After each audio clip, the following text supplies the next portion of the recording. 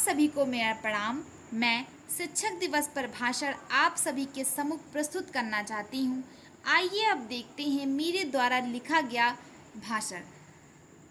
रामचरितमानस में गोस्वामी तुलसीदास जी लिखते हैं, प्रातः काल उठ के रघुनाथा, मातु पिता गुरु नावहि माथा, आयुषी मांग करहि पुर काजा, देख चरित हरसहि मन राजा।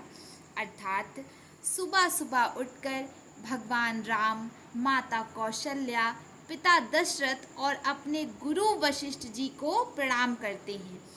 आप जब कोई भी स्पीच दें तो उसमें आपको क्रम बहुत ज़रूरी होता है। जैसे मैंने पहले बताया इसमें कि मैंने पहले दोहे से अपनी शुरुआत करी, उसके बाद जैसे हमारा पहली गुरु हमारी माता होती है, मैंने उसका लिखा कि वो पहले उन्हें प्रणाम करते थे, उसके बाद वो दशरथ अपने पिता को प्रणाम करते थे, उसके बाद वह अपने गुरु को प्रणाम करते थे। उसके बाद आप अपना संबोधन करेंगे। आदरणीय अतिथि महोदय, प्रधानाचार्य, मेरे प्यारे दोस्तों, आज हम सब यहाँ शिक्षक दिवस के अवसर पर उपस्थित हुए हैं। गुरु शिष्य का संबंध अनमोल है। गुरु ज्ञान का दाता है और शिष्य ज्ञान को ग्रहण करने वाला। प्रतिवर्ष 5 सितंबर को शिक्षक दिवस मनाया जाता है। जब आप स्पीच देते रहें तो आपके मन में पहले तो क्रम चलना चाहिए कि आप बोल कैसे रहें। अधिकतर बच्चों को मैंने देखा है बोलते हुए तो वो घबराहट होने लगती है उनके मन में और डर बैठ जाता है, जबकि ये चीज़ें नहीं आनी चाहिए। और ये चीज़ें कब नहीं आती हैं? जब आपका जो क्रम है एक ब्लॉक से तैयार रहेगा तो आपके अंदर जो घबराहट है वो चीज़ें नहीं आएंगी।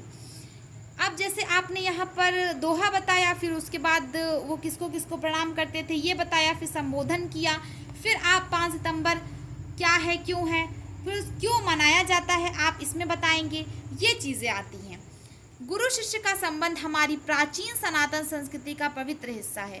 मैं अपने हर चीज़ को सनातन अर्थात प्राचीन काल से जोड़ती इसीलिए हूँ क्योंकि आप जब प्राचीन से लेकर वर्तमान तक जाएंगे तो लोगों को ज़्यादा अधिक समझ में आएगा, लेकिन कम शब्दों में आप उसे अच्छा एक्सप्लेन करें।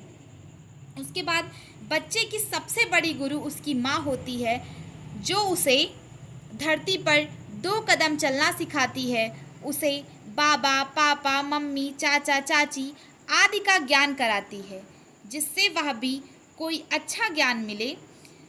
समझें, वह भी आपका गुरु ही है।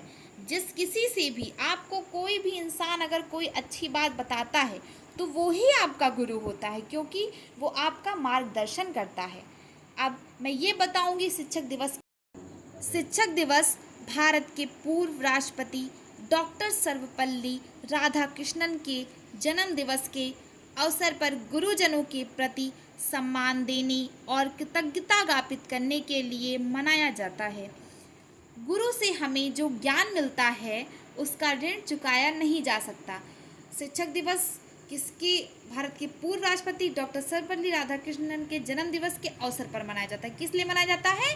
डॉक्टर सर्वपल्ली राधाकृष्णन के जन्मदिन के अवसर पर मनाया जाता है।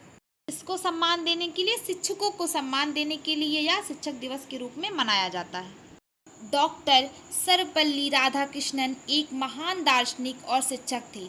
एक आदर्श गुरु के सारे गुण उनमें विद्यमान थे। उनकी जयंती पर योग्य शिक्षकों को भारत सरकार द्वारा पुरस्कार देकर सम्मानित किया जाता है। शिक्षक पुरस्कार पाकर अपने को गौरवान्वित महसूस करते हैं, क्योंकि एक शिक्षक आपको प्रतिदिन खुद पढ़कर, खुद इतना स्ट्रगल कर कर आता है, फिर आपको पढ़ाता है, इतना संपूर्ण ज्ञान आपको देता है, तो जब उसे आप सम्मान देकर प्रोत्साहित करेंगे तो उसको भी गौरव महसूस होता है कि हमने जिन शिष्यों को पढ़ाया था आज उसी के लिए हमें पुरस्कार दिया जा रहा है। उसके बाद गुरु की महत्ता का वर्णन हमारे भक्तिकालीन कवियों ने किया है।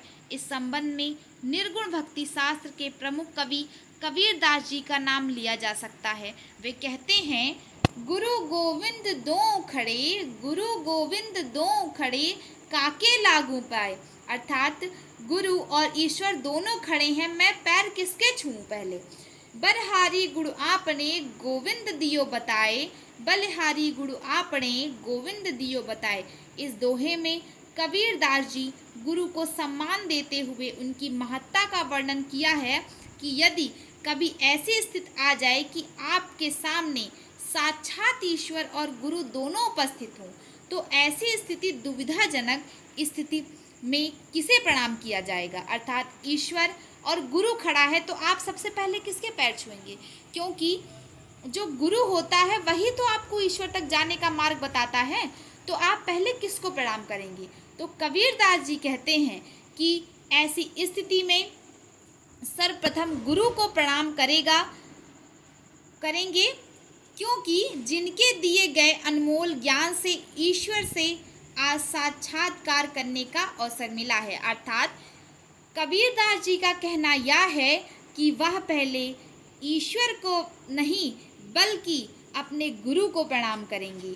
आज के दिन स्कूलों में निबंध, नृत्य, सांस्कृतिक कार्यक्रम आयोजित किए जाते हैं। बच्चे अपने गुरु का सम्मान प्रकट करते हुए अभिवादन करते हैं।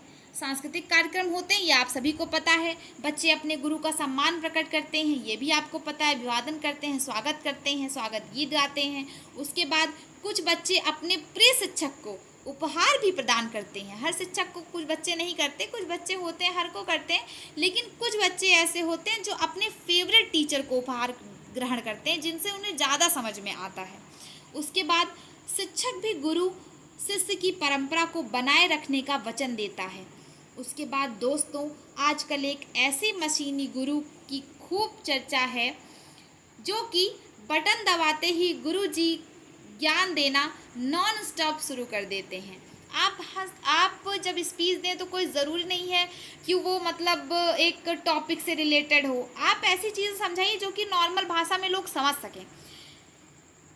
आजकल एक ऐसी मशीनी गुरु की खूब चर्चा है, आप हंसी मजाक बता सकते हैं कि बटन दबाते ही गुरु जो ज्ञान देना नॉन स्टॉप शुरू कर देते हैं। इससे आप क्या सीखते हैं आप ही जाने।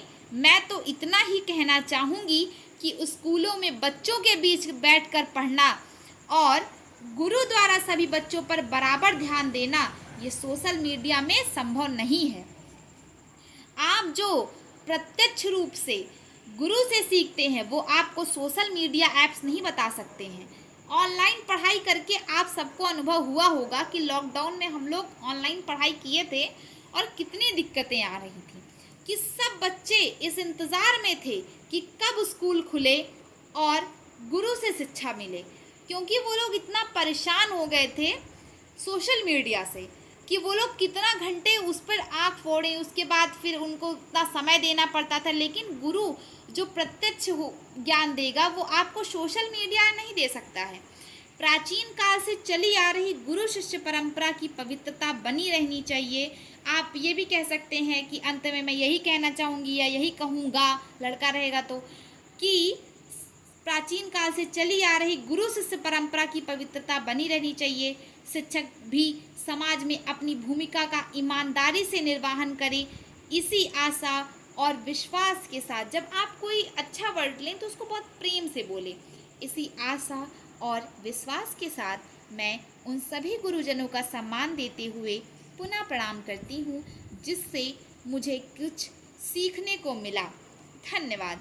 अगर आपको मेरा शिक्षक दिवस पर भाषण पसंद आया तो प्लीज़ मेरे चैनल को लाइक करें, सब्सक्राइब करें और कमेंट करके बताएं कि शिक्षक दिवस पर मेरा जो लिखा गया भाषण है वो आप सभी को कैसा लगे। और ऐसे ही लेटेस्ट वीडियो के लिए प्लीज़ कमेंट बॉक्स में कमेंट करके करें। धन्यवाद।